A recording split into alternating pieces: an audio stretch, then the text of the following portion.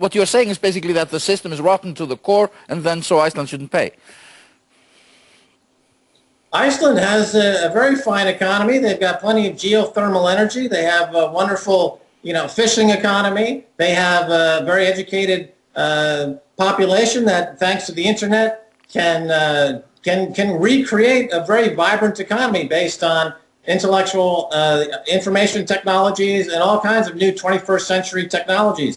Iceland doesn't need Britain. Iceland doesn't need the Eurozone. Iceland can do well without these predatory bankers preying on them, committing libel against them, and failing to acknowledge the fact that they are incapable of returning to Iceland the very criminals that need to be prosecuted in Iceland. But Iceland is under great duress in this situation from Britain and Holland, and the rating agencies are downgrading the country, and etc. The rating agencies, Moody's, Fitch, S&P, it has been proven that they have a conflict of interest. In the case of Moody's, they are a publicly listed company. They've been caught giving ratings in exchange for favors. So they will apply a rating to a bond depending on a favor that they are participating in with the company. It's a form of a bribe or a kickback. They're dirty.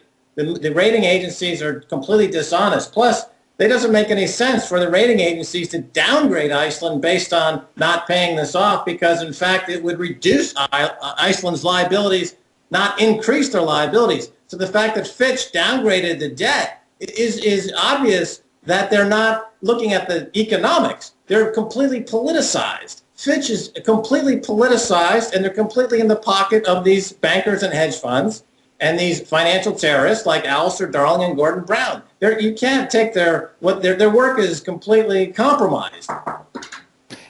Tell me, you were in Iceland, and at that time Iceland was thought to be an economic miracle, but the reality was different. How were your sentiments at looking at Iceland in at that time? Well, at that time, Iceland was in the grips of their economy and their currency was about to be crashed by the City of London bankers and Wall Street bankers, who told me face to face that this was their plan and this is what they did. Now, if going back 10 years, what the story of the Icelandic economy is the Icelandic central bank raising interest rates, which set in motion a chain reaction of a massive Ponzi scheme where those higher rates attracted foreign capital.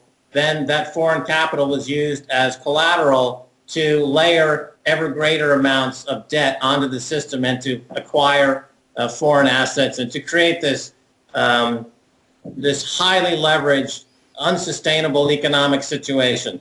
But the people of Iceland should not be forced to pay the bill for the extraordinary corruption in the bankers who were taking their lead from the bankers in London and Wall Street. And the people in the Icesave accounts who were getting very high rates of return on the Icesave accounts, those rates of return were substantially higher than they could get at any other bank, because the risks associated with those returns were also substantially higher. If you are going to put your money in a place where you're getting high rates of return, you are accepting a high rate of risk. Now, the fact that those Icesave accounts did not work is what happens when you take on a lot of risk. So those people in Britain and the Netherlands who are whining and crying like little babies, first of all, they need to have their diapers changed.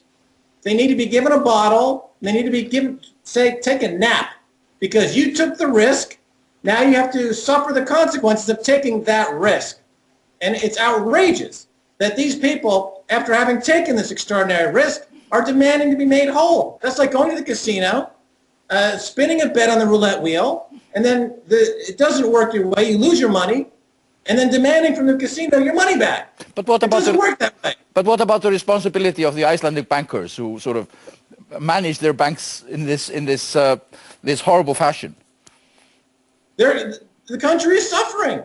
The country is suffering because the Icelandic bankers acted completely outside of the remit of their job as fiduciaries and as being responsible. And the country is now having to retrench and rebuild, and the country is suffering the consequence right now as having been caught up in this mania, in this Ponzi scheme. So the country is suffering right now. But the country should not have to suffer any more than it has to. And by this, I mean the country is under no obligation, either moral or legal, to give UK and the Netherlands a penny based on those Icesave accounts. That's adding a cruel and unusual, additional harsh treatment that's unwarranted, immoral, and illegal.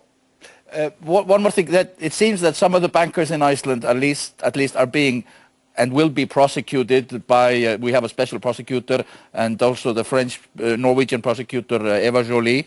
Do you think this is a good idea, the way we are handling this side of the affair? Of course, you need to prosecute these bankers. The question is, what penalty is suitable? And in America, the penalty for this type of crime, these bankers end up going to a very posh country club prison, and they don't really have any punishment at all. I hope that the Icelandic people, when they mete out the punishment for these bankers, give them their just desserts.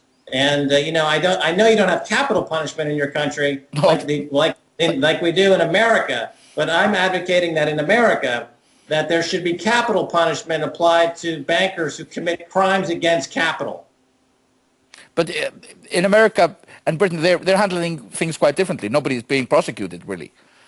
Exactly, because the judicial system is in the pocket of the speculators. The Supreme Court is in the pocket of the speculators. The White House is in the pocket of the speculators. In Iceland is a country where democracy still has a role. The president of Iceland said, wait a minute, we are in a democracy. We're going to put this to a referendum, and we're going to see what the people want us to do. That's a democracy. And as a result, the rest of the world is attacking Iceland because you're standing up as a democracy. What does that say about the rest of the world? It says that the rest of the world is no longer interested in democracies. So I don't have to ask you about how you would vote in the coming referendum, if you were able to. Unless you want to become a debt slave, you have to vote no. If you want to become a debt slave, and for every generation for the foreseeable future indebted to financial terrorists, then you would, of course, vote the other way. Max Keiser, so thank you for being on this program. My pleasure.